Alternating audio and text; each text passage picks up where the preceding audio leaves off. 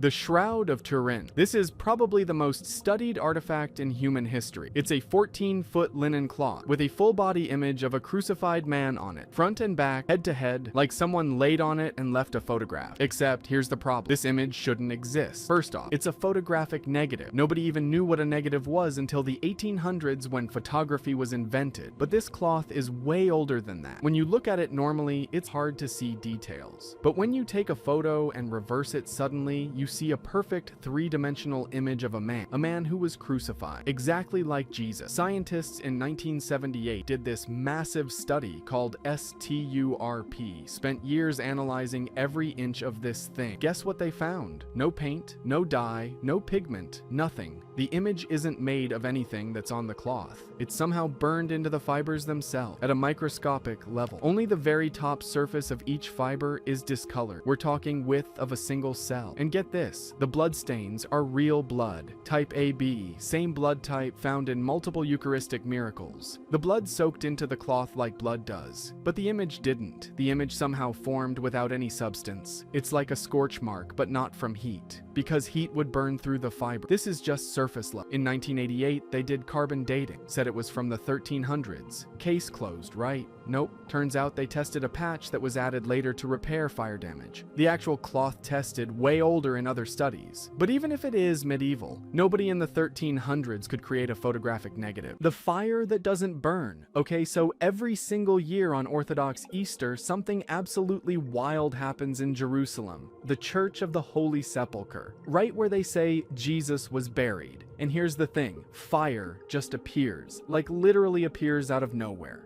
The Greek Orthodox Patriarch goes into the tomb, doors closed, thousands of people watching. He prays. And then boom, blue light. Fire appears on the candles. No lighter, no matches, just fire. But wait, it gets weirder. For the first 33 minutes, this fire doesn't burn. People literally put their hands in it, put it on their faces, nothing. Cameras filming everything. Scientists have tested this. They've measured temperatures. Normal flame is like 600 degrees Celsius. Doesn't burn skin, doesn't singe beards, and then after exactly 33 minutes, it becomes normal fire and you can't touch it anymore. This happens every year. You can buy a plane ticket right now and watch it happen next Easter. Thousands of people witness it. Muslims, Christians, atheists, journalists, they all see the same thing. And nobody can explain where the fire comes from. The tomb is searched beforehand. No hidden lighters, no chemicals, nothing. The Israeli fire department is there every year. They've tried to debunk it, but can't. Scientists have cameras inside. The flame appears in multiple places at once sometimes, on candles that aren't even touching each other, bodies that won't rot. Okay, quick creepy detour. Some dead saints just don't decompose. At all. Saint Bernadette died in 1879. Her body is still in a glass case in France, still flexible, skin still intact, no embalming. They've exhumed her body multiple times to check. Normal decomposition starts immediately after death. Bacteria, enzymes, everything breaks down. Even embalmed bodies eventually decay. But these bodies just don't. Saint Catherine of Bologna died in 1463, still sitting upright in a chapel, skin dried but intact. Science says this is impossible without serious preservation techniques, mummification, embalming, climate control. But these bodies had none of that. They're just casually breaking the laws of biology.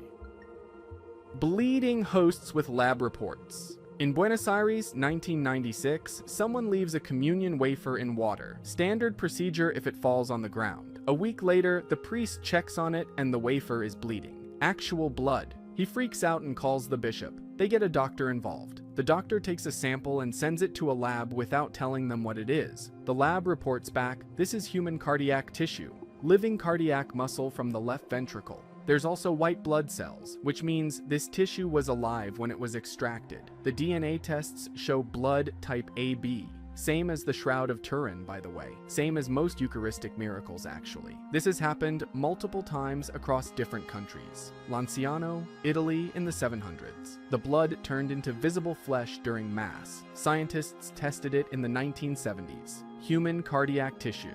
Type AB. No preservatives. It shouldn't still exist, but it does. Poland, 2008. Same thing. Communion host turns to heart muscle. Forensic pathologists examine it. They confirm it's human myocardium in the act of dying. as if from severe trauma. These aren't legends from the Middle Ages. These are documented events with lab reports and PhD signatures. Multiple scientists have tested this stuff, and the tests keep coming back. Human heart tissue, where there should be bread. Healings doctors signed off on. Lourdes, France. There's this spring where people claim they get healed. Catholic pilgrimage site. Millions visit every year. Most people don't get healed, but some do. And the Catholic Church has this whole medical bureau that investigates every single claim. They're stupidly strict about it. You need medical records before and after. Multiple doctors have to verify. The disease has to be terminal or incurable. The healing has to be instant or very rapid. No medical explanation can exist. Since 1858, they've only certified 70 miracles, out of thousands of claims. One case, a woman had tuberculous peritonitis. Her abdomen was basically destroyed. Multiple doctors confirmed she was dying. She visits Lourdes, bathes in the water, and within hours her symptoms disappear. Follow-up exams show her abdomen is completely healed. Tissue that was necrotized is suddenly healthy. Another case, a man's leg bones were disintegrating from cancer. X-rays documented the destruction. He goes to Lourdes. The bones regrow. New X-rays show healthy bone where there was just decay. These cases have medical committees reviewing them.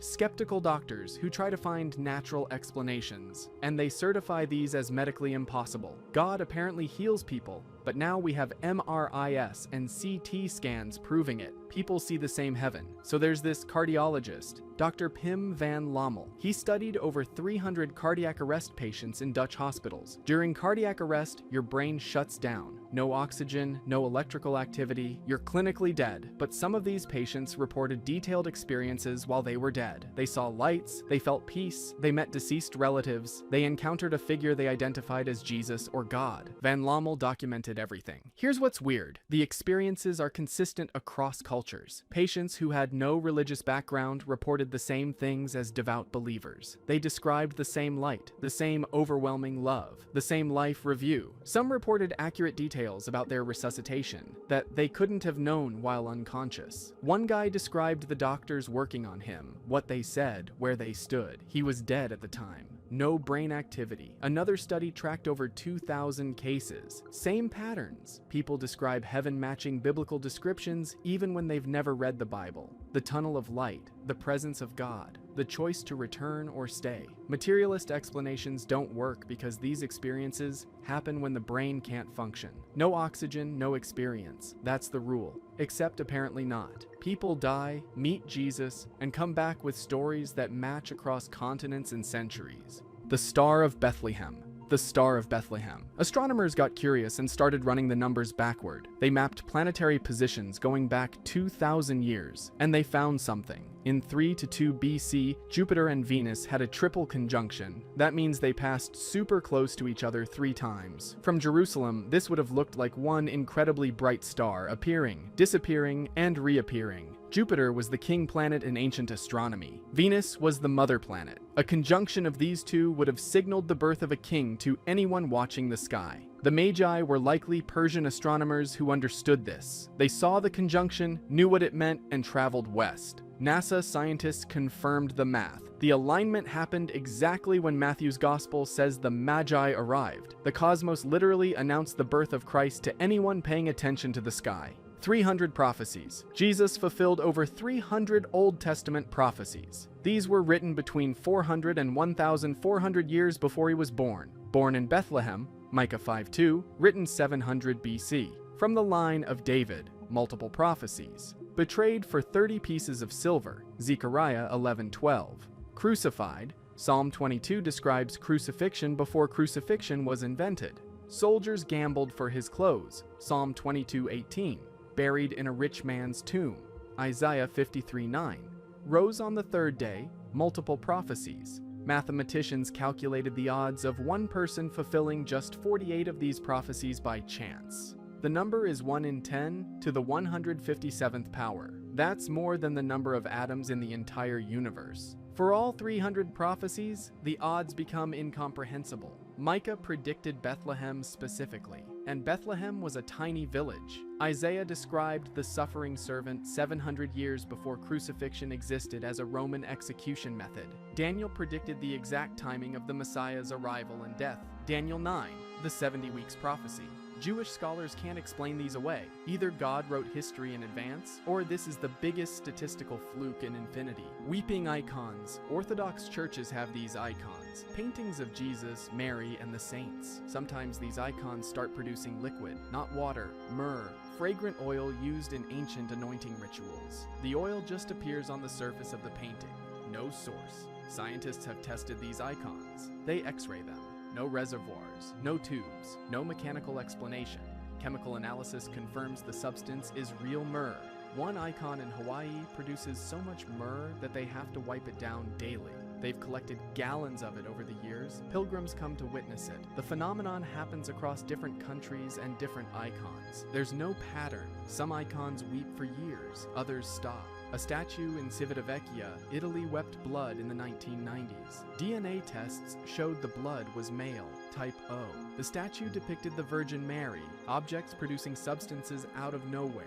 Physics doesn't account for matter appearing spontaneously, but here we are, the power of prayer. Scientists tried to measure prayer. They set up double-blind studies in hospitals. One group of patients gets prayed for by strangers, another group doesn't. Neither the patients nor the doctors know who's in which group. Multiple studies over decades. The results keep showing a measurable difference. Patients who get prayed for recover faster, fewer complications, lower mortality rates. This isn't placebo because the patients don't know they're being prayed for.